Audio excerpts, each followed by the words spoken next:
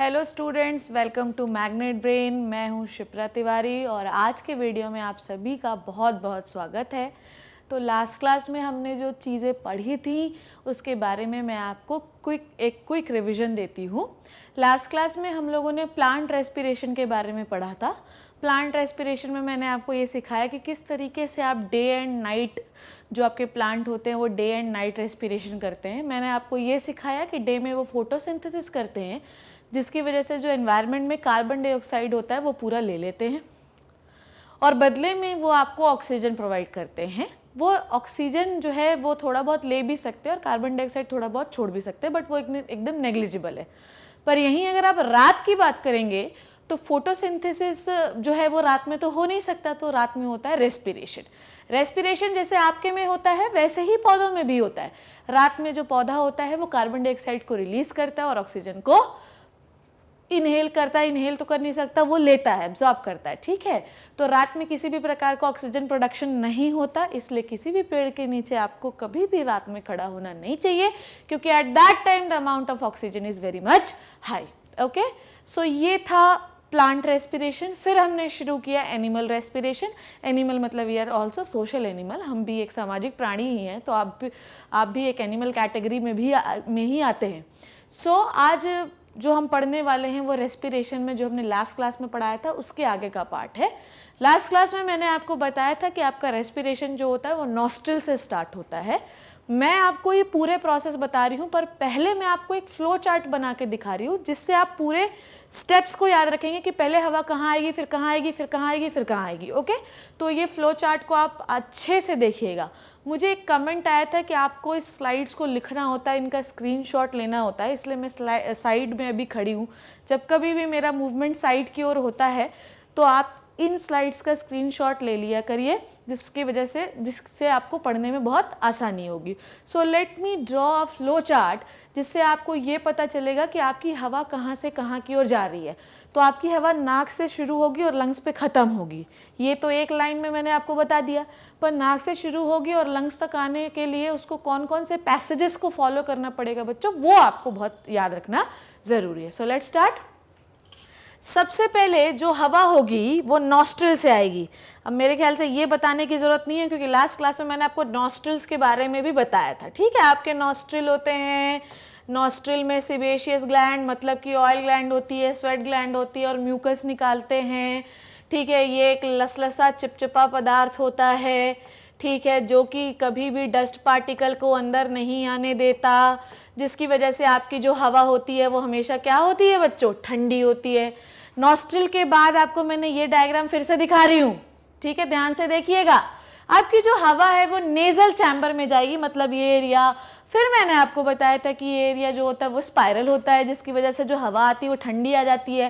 बोलो मैडम हवा जो है गर्म हो तो क्या हो भैया, लंग्स डैमेज हो जाएगा। लास्ट क्लास में आपको बताया था, ध्यान से वीडियो देखिए। नॉस्ट्रिल से हवा होते हुए नेजल चैम्बर में आएगी, ये आपको समझ में आया।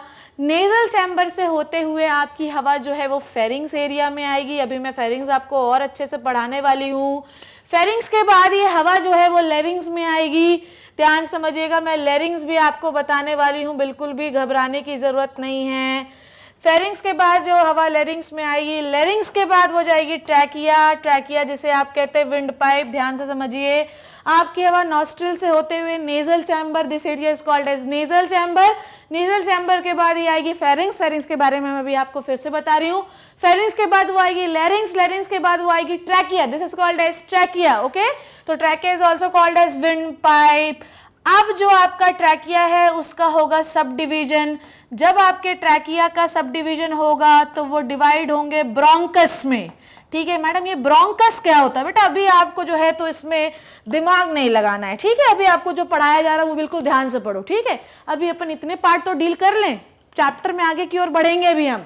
सो ब्रोंकस का सब डिवीजन हुआ तो ये डिवाइड हुए ब्रोंकाई में, ठीक है। ब्रोंकाई का सब डिवीजन हुआ बच्चों तो ये बनाए ब्रोंकियोल। क्या बनाए, ब्रोंकियोल, ठीक है। ब्रोंकियोल जो है ये किसमें खुले, यही सबसे इंपॉर्टेंट पार्ट है। ब्रोंकियोल खुले एल्वियोलाई में। इस पार्ट को याद रखिए, पूरी कहानी का जो हीरो है ना वो एल्वियोलाई ही है। ये याद रखिए कि पूरी कहानी का जो हीरो है वो क्या है, एल्विलाई। ये पूरी कहानी जो है ये कहाँ हो रही है, ये कहानी हो रही है बेटा लंग्स में। ये कहाँ हो रही है, लंग्स में। तो ये याद रखिएगा, ठीक है। तो आपका ट्रैकिया जो होता है वो लंग्स में एंट्री करता है। लंग्स में trachea will divided to the two part called as bronchus. Bronchus में और सब डिवीजन तो ब्रोंकाई और सब डिवीजन तो ब्रोंक्यूली। क्या है मैं बताऊंगी, घबराना नहीं है अभी अपने को। ब्रोंक्यूल और उसके बाद फिर वो किस में एंट्री लेता है, एल्विलाई में, जो कि सबसे इंपॉर्टेंट पार्ट होता है। So it is a passage. इस पैसेज को आपको याद रखना है, ठीक है। It is a diagram and this is the passage, we have to follow this passage, okay. ये डायग्राम है, ये पैसेज है, पैसेज को ही आपको फॉलो करना है पढ़ने के लिए, ठीक है। तो चलो शुरू करते हैं। लास्ट क्लास में मैंने आपको नेजल कैविटी के बारे में बताया था। Nasal cavity will open into the pharynx, ठीक है। फेरिंग्स जो एरिया होता है ये बड़ा ही इंपॉर्टेंट एरिया होता है। प्लीज इसको रिमेंबर, इसको याद करके रखिएगा कि the nasal chamber always open into the pharynx, okay. अब मेरी बात को बिल्कुल कान खोलकर सुनिएगा, ठीक है। ना इधर ना उधर, सिर्फ इधर, ओके। नहीं तो फिर बोलेंगे आपने बताया नहीं हमें मैडम, हमें समझ में नहीं आया, ओके। तो बिल्कुल ध्यान से समझना है अपने को, ओके। तो अब आपका जो नेजल चैम्बर है वो जाकर ओपन होगा फेरिंग्स में, ठीक है। अब मैंने आपको लास्ट क्लास में बताया था कि जो फेरिंग्स होती है उससे दो पाइप निकलती है, ठीक है। जो फेरिंग्स होती है उससे क्या निकलती है, दो पाइप निकलती है।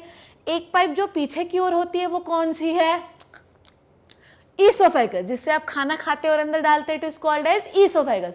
जो आगे होती है उसको क्या कहते हैं अपन, ट्रैकिया। ये अपन को समझ में आया। It means to say that pharynx is the common passage for the wind pipe and the food pipe, okay. हमको अभी बात किसके बारे में करनी है, विंड पाइप के बारे में, क्योंकि हम कौन सा सिस्टम पढ़ रहे हैं, रेस्पिरेटरी सिस्टम। हाँ मैडम, हमें तो इतने अच्छे से ये वाली बात समझ में आ गई। So let's start. ये आपको याद हो गया होगा, इसको आप ध्यान से बना भी लीजिए और ये आपके लिए बहुत इंपॉर्टेंट भी है, okay. Now next thing is, ये जो मैंने आपको रेस्पिरेशन के कैरेक्टरिस्टिक्स बताए थे, ये चीज़ें भी मैंने आपको बता दी थी, नेजल चैम्बर क्या होता है। उसके बाद मैंने आपको बताना है आज pharynx, okay. Pharynx is the short ventricle tube. अब जो इंपॉर्टेंट चीज़ है वो ध्यान से समझिएगा। देखिए इधर की ओर आ जाइए सब लोग, इस डायग्राम को बिल्कुल ध्यान से देखिए और जिसको स्लाइड के स्क्रीनशॉट लेना है वो भी लेते जाइएगा, ठीक है। अब ध्यान से देखिए, this is the region of the pharynx, okay. This is the region of the pharynx. ये जो एरिया आपको दिखाई दे रहा है इंटरनल नेयर्स के नीचे, इसे आप कहते हैं फेरिंग्स। जो एरिया इंटरनल नेयर्स के नीचे दिखाई दे रहा है ये है फेरिंग्स। देखिए ये है फेरिंग्स, ये एरिया है फेरिंग्स, बिल्कुल ध्यान से समझिएगा, ओके। ये एरिया जो होता है ये कहलाता है फेरिंग्स। अब जो एरिया नाक से, फेरिंग्स का जो एरिया नाक से जुड़ा है उसे कहते हैं नेजोफेरिंग्स। नाक मतलब नेजो, ठीक है। अब जो एरिया, ये एरिया फेरिंग्स का कहलाता है। फेरिंग्स का जो एरिया, आपके ध्यान समझिएगा, दिस एरिया इज जो, this is the area of the pharynx, बिल्कुल ध्यान समझिएगा। ये जहां जहां पे रेड रेड में ड्रॉ कर रही हूं ये एरिया फेरिंग्स का है।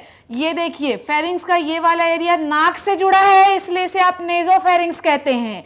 और ये जो फेरिंग्स का एरिया है ये आपके मुंह से जुड़ा है, इसलिए आप इसे ओरोफेरिंग्स कहते हैं। फिर से समझिए बात को, मैं यहाँ पे फिर से आपको बिल्कुल क्लियर करना चाहती हूं, ध्यान से देखिएगा कि ये जो एरिया है, दिस एरिया जो आपको दिखाई दे रहा है, this area is called as pharynx, okay. This area is the pharynx. याद रखिए, आपकी हवा नाक से घुसी, नेजल पैसेज में आई, इंटरनल लेयर। मैडम ये इंटरनल लेयर क्या होता है? अब internal layer is the opening of the nasal passage into the pharynx area, ठीक है। इंटरनल लेयर्स वो होते हैं जो कि नेजल पैसेज को फेरिंग्स में खोलते हैं, ओके। तो नाक का जो एरिया फेरिंग्स से जुड़ा हुआ है, बार बार बोल रही हूं मैं, नाक का जो एरिया फेरिंग्स से जुड़ा हुआ है उसे हम कहते हैं नेजोफेरिंग्स, ओके। अब आप देखिए कि फेरिंग्स का ये एरिया ओरल पार्ट से भी जुड़ा हुआ है, ये आपका मुंह है, ये आपका माउथ है, तो it is called as oropharynx. It is called as oropharynx. The area of the pharynx which attached with the nasal passage or the nasal cavity is called as nasopharynx. The area of the mouth which is attached with the pharynx, this is the area of pharynx, okay. ये पूरा area pharynx का है, ये पूरा area pharynx का है. So the area of the pharynx which is attached by your oral cavity, it is called as oropharynx. ये अलग से क्या दिख रहा है madam? The area of your larynx which attached with your pharynx, जहाँ पे tonsils भी होते हैं, it is called as laryngopharynx. ये याद नहीं भी होगा तो भी टेंशन लेने की जरूरत नहीं है. तो we have three parts of the pharynx. One is the nasopharynx, one is the oropharynx, one is the laryngopharynx. Nasopharynx, if the nasal passage is attached with the pharynx, it is called as nasopharynx. If your oral cavity attached with the pharynx, it is oropharynx. If your this area means neck area, larynx area, tonsil area attached with the pharynx, it is called as laryngopharynx. So we have three areas of the pharynx. बिल्कुल ध्यान से diagram को देखिए, नहीं तो फिर आप जो है बोलेंगे कि मैडम प्लीज डायग्राम एक्सप्लेन करके बताइए, हमें डायग्राम नहीं बताया आपने. तो इस डायग्राम को ध्यान से देखिए कि ये एरिया फेरिंग्स है, जो नाक से जुड़ा नेजोफेरिंग्स, जो मुंह से जुड़ा वो ओरोफेरिंग्स, और जो जुड़ा है कहाँ से, लैरिंग्स से, it is called as laryngopharynx. Okay, समझ में आई इतनी बात? आई होप कि इतनी बात आपको समझ में आ गई होगी. ठीक है, अब बिल्कुल ध्यान से देखिएगा. मैंने आपको बोला था कि जो पाइप आगे की ओर जाती है उस पाइप को हम कहते हैं विंड पाइप. ओके, जो पाइप आगे की ओर जाती है उसे हम कहते हैं विंड पाइप. इस बात को ध्यान से समझिएगा. जो पाइप पीछे की ओर जाती है बच्चों, उसको अब कहते हैं ईसोफेगस. ओके, ईसोफेगस पढ़ लिया है, याद करिए, पिछले लेक्चर देखिए ध्यान से. अब देखिएगा यहां पर दो चीजें, number 1 and this is number 2. ध्यान से देखिए, जो आगे की ओर है ये क्या है बेटा, ये है ट्रैकिया, और जो पीछे की ओर है ये है ईसोफेगस. दिख रहा है आपको? ये जो एरिया देखिए, फेरिंग्स का जो एरिया आगे की ओर है वो है ट्रैकिया, और जो एरिया पीछे की ओर है वो है ईसोफेगस. ध्यान समझिए, फेरिंग्स का जो एरिया आगे की ओर है वो है ट्रैकिया. ठीक, number 1 is trachea. Okay, TRA. और जो पीछे की ओर है वो है ईसोफेगस. इसका मतलब ये है कि जो पाइप पीछे की ओर जाती है मैडम वो ईसोफेगस है, जो आगे की ओर जाती है वो है ट्रैकिया. अपने को मतलब किससे है? ट्रैकिया से. ये हम लोग समझ में आ गई हमको ये बात. अब मेरी बात को ध्यान से समझिएगा. ओके, मैं क्या बोल रही हूं, आपकी जो ट्रैकिया इन्हें बड़ी वर्सेटाइल है, बहुत सारा काम करती है. ठीक है, बहुत सारा काम क्या करती है madam? Whenever you people eating your food, you can breathe. जब आप अपना खाना चबा रहे हैं तो आप सांस ले सकते हैं, पर जब आप अपना खाना निगल रहे हैं तो आप सांस नहीं ले सकते. मैडम ऐसा क्यों है? क्यों नहीं ले सकते? अरे ले सकते हैं, तो आज घर पे लेकर देखिएगा, खाना अटक जाएगा और आपका खाना जब तक वापस से ईसोफेगस में या आपकी फूड पाइप में नहीं आ जाता तब तक आपको ठसका लगा रहेगा. पीछे से आपकी मम्मियाँ मारती रहेंगी पर फिर भी खाना जो है वो विंड पाइप से बाहर नहीं निकलेगा. इसीलिए आपको घर पे बार बार समझाया जाता है कि जब भी आप खाना खाएं तो बोले ना, क्योंकि अगर गलती से खाना फूड पाइप से विंड पाइप में चला गया. मैडम क्यों चला गया भाई? क्योंकि एरिया तो एक ही है ना, फेरिंग्स ही है ना, वहीं से तो दोनों पाइप निकल रही हैं. अब अगर गलती से इस पाइप की जगह जो है फूड पाइप की जगह विंड पाइप में आ गया तो क्या होगा? विंड पाइप में हवा के अलावा कुछ नहीं हो सकता. अगर गलती से खाना चला गया बच्चों तो क्या होगा? ठसका लगेगा. समझ में आई बात? तो जब आप खाने को निगल रहे हैं, at the time of the swallowing of food, your wind pipe will close. जब आप अपने खाने को निगल रहे होते हैं तब आपका विंड पाइप क्लोज हो जाता है, ताकि किसी भी प्रकार का फूड पार्टिकल विंड पाइप के अंदर ना घुसे, क्योंकि अगर घुसेगा तो परेशानी तुम्हें. ठीक है, अब ये कैसे हुआ? Let me explain you. Okay, अब देखिए, जो विंड पाइप है, ध्यान से समझिए, मैं यहां पर एक छोटा सा डायग्राम ड्रॉ कर रही हूं जो मैंने लास्ट क्लास में भी ड्रॉ किया था शायद. आपकी विंड पाइप की ओपनिंग को आप क्या कहते हैं? ग्लॉटिस. ये मैंने आपको समझाया था. ठीक है, आपकी विंड पाइप की ओपनिंग को आप क्या कहते हैं? ग्लॉटिस. इस ग्लॉटिस के ऊपर एक ढक्कन दिया हुआ है जिसे आप कहते हैं एपीग्लॉटिस. ठीक है, पत्ता जैसा दिख रहा है ना, इसीलिए हरा बनाया है. ठीक है, तो ये जो ओपनिंग है it is called as glottis, और ग्लॉटिस के ऊपर जो leaf like structure it is called as epiglottis. ठीक है, अब मेरी बात को ध्यान से समझना. ठीक है, जब आप खाने को निगल रहे होते लाइक दिस, जब आप अपने खाने को निगल रहे होते हैं तो ये आपकी क्या हो गई? Trachea. This is your trachea. ठीक, दिस इज योर ग्लॉटिस. ये क्या है? आपका ग्लॉटिस. ठीक, and this is your epiglottis. This is your epiglottis. ठीक, जब आप खाने को निगल रहे होते हैं तो ये आपका क्या है? एपीग्लॉटिस, और नीचे आपकी trachea and this is glottis. तो जब आप खाने को निगल रहे होते हैं then the trachea will came over and it is close by the epiglottis. ढक्कन में कोई मूवमेंट नहीं होता, मूवमेंट ट्रैकिया में। तो जब आप खाने को निगल रहे होते हैं then your pipe will came over and came upward and it will closes by your ढक्कन कॉल्ड एज एपिग्लॉटिस। ठीक है, तो जब आप खाने को निगल रहे होते हैं तो ओपनिंग जो ट्रैकिया की है जिसे आप ग्लॉटिस कहते हैं, it will closes by the leaf like structure called as epiglottis. अब खाना कभी भी ट्रैकिया में नहीं आ सकता। अब क्या है, अपन जो है खाते रहते हैं और चबड़ चबड़ चबड़ चबड़ चबड़ चबड़ बोलते रहते हैं, तो होता क्या है कि ट्रैकिया नीचे आ जाती है और वो ग्लॉटिस जो है ओपनिंग खुल जाती है और खाना सट से फेरिंग से होते हुए कहाँ आ जाता है, ट्रैकिया में। वो इसोफेगस में जा ही नहीं पाता। अब अगर हवा वाली जगह में कुछ सॉलिड भरोगे तो तकलीफ तो तुम्हें ही है ना, इसलिए आज के बाद खाने के समय बोलना मत। Okay, so the glottis always remain open accept during the सॉलोइंग। मैंने आपको बताया जो ओपनिंग जो है ट्रैकिया की वो हमेशा खुली रहती है जब तक कि आप खाने को निगल नहीं रहते होते हैं। The glottis bear a leaf-like cartilaginous structure called as epiglottis. During the swallowing of the food, the epiglottis closes the glottis and glottis to check the entry of food. मतलब glottis ये करता है कि भैया खाना वहीं रहो, यहाँ मत आना, क्योंकि यहाँ आओगे तो बड़ी तकलीफ है। देखिए यहाँ पर ये leaf-like structure दिखाई दे रहा है और ये ट्रैकिया की ओपनिंग है जिसे आप कहते हैं glottis। ठीक है, आई होप कि ये बात आपको अभी तक समझ में आ गई होगी। Now let's went to next slide, जो कि बड़ा ही important slide है। अब मैं आपको थोड़ा सा ट्रैकिया के बारे में भी बता देती हूँ। मैंने आपको ये तो बता दिया कि ट्रैकिया की ओपनिंग को आप ग्लॉटिस कहते हैं। ग्लॉटिस के ऊपर ढक्कन होता है, ढक्कन जो है वो ओपनिंग को बंद करता है। ढक्कन में कोई मूवमेंट नहीं है, सिर्फ ट्रैकिया में मूवमेंट है। ये ढक्कन है, ये ट्रैकिया है, बंद हो जाएगा खाने को जब भी आप निगलेंगे।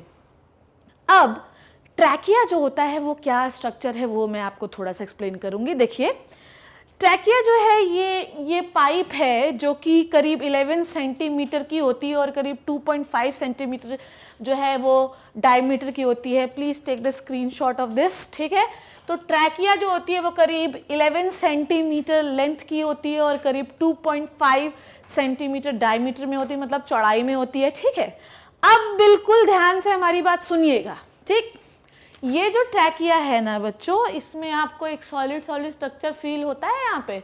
हाँ मैडम, फील तो होता है। ये जो स्ट्रक्चर है ये जो स्ट्रक्चर है इसको हम कहते हैं कार्टिलेजिनस रिंग्स। मैडम इसको कार्टिलेजिनस रिंग क्यों कहते हैं? हम इसे बच्चों कार्टिलेजिनस रिंग इसलिए कह रहे हैं क्योंकि ये बोन की नहीं बनी होती। ये कार्टिलेजिनस चीज़ अपन ने कहाँ पढ़ी थी? हमने पढ़ा था यहाँ पर, जो दो पार्ट को नाक के सेपरेट करता है उसे हम हाइलिन कार्टिलेज कहते थे ना। वैसे ही ये जो कार्टिलेज होता है ये आपके ट्रैकिया में ऐसे रिंग शेप में पाया जाता है जिसे हम कहते हैं कार्टिलेजिनस रिंग। ये जो कार्टिलेजिनस रिंग होती हैं ये सी शेप की होती है, मतलब इट इज़ लाइक दिस। ये कंप्लीट नहीं होती हैं, ठीक, राउंड नहीं होती हैं। ये आपकी ट्रैकिया को सामने से प्रोटेक्ट करके रखती हैं। काम क्या है आपको पता है? काम ये है कि चाहे हवा हो और चाहे हवा ना हो। समझ में आई बात? चाहे हवा हो और चाहे हवा ना हो, ये कभी भी ट्रैकिया को कोलैप्स होने नहीं देते। मेरी बात समझ में आई आपको? आपने फेरिंग्स पढ़ा, फेरिंग से एक पाइप अराइज हुई जो कि करीब 11 सेंटीमीटर लॉन्ग है। ये प्रोटेक्टेड रहती है एक इनकम्प्लीट सी शेप के स्ट्रक्चर से जिसे हम कहते हैं ट्रैकिया। ये कार्टिलेज की बनी होती है, ये बोन की बनी नहीं होती है, ये याद रखिएगा। It is very important for your competitive examination. Okay, so it is protected by the C-shaped structure called as cartilaginous ring। ठीक है, ये करीब 12 से 20 के आसपास होते हैं ये। ठीक है, अब मेरी बात समझिएगा। The trachea is internally lined by the ciliated epithelium and mucus secreting cell। देखिए क्या है, आप हमेशा इस बात को अपने दिमाग में रखिए कि अगर आप रेस्पिरेटरी सिस्टम के बारे में पढ़ रहे हैं तो रेस्पिरेटरी सिस्टम, पूरे सिस्टम में सिर्फ और सिर्फ रहती है हवा। हवा के अलावा उसमें कुछ भी रहेगा, चाहे वो डस्ट पार्टिकल हो, चाहे वो फूड पार्टिकल हो, it may be anything, it will be expelled by your ciliated epithelium. I explained you what is ciliated epithelium in the previous video, so please watch it। तो ciliated epithelium हमेशा जो dust particle, जो food particle होते हैं उन्हें धक्का मार मार के अंदर कर देते हैं। कई बार ऐसा होता है कि नेजल पैसेज से बच जाए वो डस्ट पार्टिकल, कई बार ऐसा होता है कि वो नॉस्ट्रिल से बच जाए। कई बार ऐसा होता है कि वो फेरिंग्स के एरिया से बच जाए, पर अगर वो ट्रैकिया में आ गया है तो ट्रैकिया में भी सीलेटेड एपिथेलियम होते हैं जो कि कंटिन्यूअसली क्या करते हैं, एक्सपेल करते रहते हैं। किसको एक्सपेल करते रहते हैं, डस्ट पार्टिकल को बाहर करते रहते हैं, ताकि वो डस्ट पार्टिकल कभी भी लंग्स के अंदर नहीं जा पाए, क्योंकि लंग्स एक very sensitive, it is a very sensitive organ. Okay, उसके बाद म्यूकस सिक्रीटरी सेल्स होती हैं। म्यूकस सिक्रीटरी सेल्स उसे मॉइस्चर देती हैं। दूसरी बात यह है कि उसे फ्रिक्शन से बचाती हैं, डैमेज से बचाती हैं। इवन ये जो कार्टिलेजिनस रिंग आपको दिखाई दे रही हैं, ये भी ट्रैकिया को प्रोटेक्ट करती हैं। किसी को एक घुसा अगर आपने गले पे मार दिया है तो मे भी उसको थोड़ी कम चोट लगे, क्योंकि आप उसके ट्रैकिया में नहीं मार रहे हैं, आप उसकी कार्टिलेजिनस रिंग में मार रहे हैं। इसका मतलब ये है कि it is a shock absorber structure. ठीक है, ये शॉक को एब्जॉर्ब करने का काम करता है, जर्क से बचाता है ट्रैकिया को। ओके, तो इसलिए ये कार्टिलेजिनस रिंग्स पाई जाती हैं। उसके बाद आपको मैं दो चीजें बता दूं। सपोज दैट कि मेरी ये बॉडी है, बिल्कुल ध्यान से समझिएगा, ठीक है, नहीं तो फिर बोलेंगे मैडम आपने बताया नहीं हमें। ठीक, सपोज दैट कि ये मेरा शरीर है, ठीक है, ऐसा नहीं है पर सपोज दैट कि ऐसा ही है। ठीक है, अब ये मेरा शरीर है, दिस इज योर बॉडी। ठीक, अब बॉडी का अगर मैं चेस्ट एरिया बात करूं, ठीक है, अगर मैं बॉडी का चेस्ट एरिया बात करूं, this is my upper part of the body. ठीक, ये बॉडी का क्या है, अपर पार्ट है। ठीक, तो इस अपर पार्ट को क्या कहते हैं वो मैं आपको बता रही हूं, and this is the lower part. Okay, this is the upper part and this is the lower part. Upper part को आप कहते हैं, ध्यान से समझिए, अपर पार्ट को आप कहते हैं थोरैसिक कैविटी। अपर पार्ट को आप कहते हैं थोरैसिक कैविटी। थोरैसिक मतलब चेस्ट। आज से इस बात को आप अपने कानों में जो है दबा कर रखिए, गांठ बांध लीजिए कि it is the thoracic cavity, the cavity which is present in the chest called as thoracic cavity, और जो लोअर पार्ट होता है उसे हम कहते हैं abdominal cavity.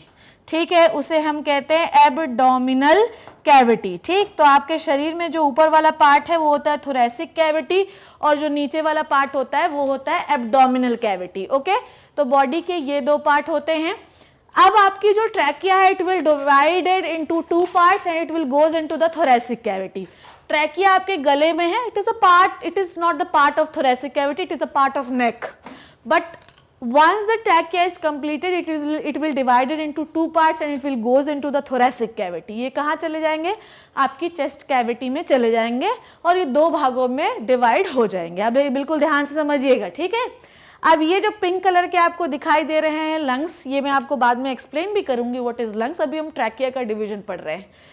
This trachea will goes into the it will divide it into the two parts. One is the right bronchus and one is the left bronchus. Okay, the trachea will divided into two parts. One is the right bronchus and one is the left bronchus. मैं ऐसा खड़ी होंगे तो ये right bronchus और left bronchus, ये division है trachea के। ओके, उसके बाद ब्रोंकस का और डिवीजन हुआ तो it is called as bronchi, और ब्रोंकाई का और डिवीजन हुआ तो it is called as bronchiole. ठीक है, तो ये देखिए दो भागों में डिवाइड हो रहा है तो it is called as bronchus and इसको आप कहते हैं ब्रोंकियोल्स। ठीक है, तो bronchus, bronchi, bronchiole, all of them are the bifurcation of the trachea, मतलब ट्रैकिया का डिवीजन है।